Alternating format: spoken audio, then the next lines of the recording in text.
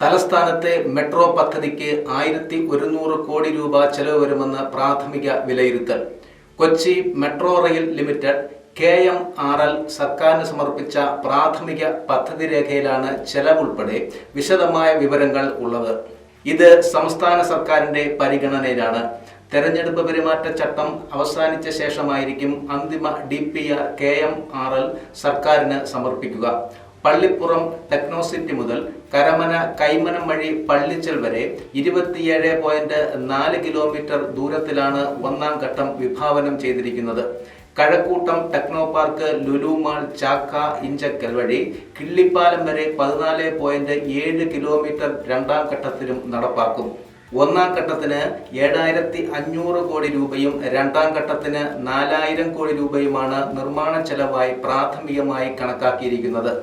നിർമ്മാണ പുനരധിവാസ പ്രവർത്തനങ്ങൾക്കുള്ള ആകെ തുകയാണ് ഇപ്പോൾ തയ്യാറാക്കിയിരിക്കുന്ന പദ്ധതി രേഖയിൽ പറഞ്ഞിരിക്കുന്നത്. KMRLന് വേണ്ടി ഡൽഹി മെട്രോ റെയിൽ കോർപ്പറേഷനാണ് പദ്ധതി രേഖ തയ്യാറാക്കിയത്. കഴക്കൂട്ടത്തും കിള്ളിപ്പാലത്തുമായിരിക്കും മെട്രോയുടെ ടെർമിനൽ സ്റ്റേഷനുകൾ പ്രവർത്തിക്കുക. ഒന്നാം ഘട്ടത്തിലെ പ്രദേശങ്ങളിൽ മേൽപ്പാലത്തിലൂടെ നിർമ്മിക്കുന്ന മെട്രോ രണ്ടാം ഘട്ടത്തിലെത്തുമ്പോൾ ചിലയിടങ്ങളിൽ ഭൂഗർഭ പാതയിലൂടെയായിരിക്കും സഞ്ചരിക്കുക. ഇതിന്റെ സാധ്യതാ പഠനവും പൂർത്തിയായിട്ടുണ്ട്. കഴിഞ്ഞ ഫെബ്രുവരിയിലാണ് പ്രാഥമിക DPR സർക്കാരിന് സമർപ്പിച്ചത്. തലസ്ഥാനത്തെ മെട്രോയ്ക്ക് കേന്ദ്ര പിന്തുണ ലഭിക്കുമെന്നാണ് പ്രതീക്ഷ.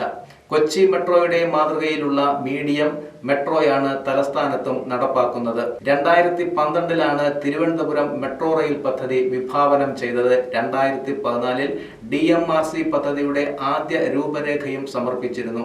പള്ളിപ്പുറം മുതൽ കൈമനം വരെ ആദ്യഘട്ടത്തിലും കൈമനം മുതൽ നെയ്യാറ്റിൻകര വരെ രണ്ടാം ഘട്ടത്തിലും നടപ്പാക്കാമെന്നായിരുന്നു പഠന റിപ്പോർട്ട്. 4219 കോടി രൂപയായിരുന്നു ചെലവ് കണക്കാക്കിയത്. പിന്നീട് പദ്ധതിയുടെ നടത്തിപ്പ് കൊച്ചി മെട്രോ റെയിൽ കോർപ്പറേഷന് നൽകുകയായിരുന്നു. നേരത്തെ ലൈറ്റ് മെട്രോ പദ്ധതി നടപ്പാക്കാനായിരുന്നു ആലോചിച്ചിരുന്നത്.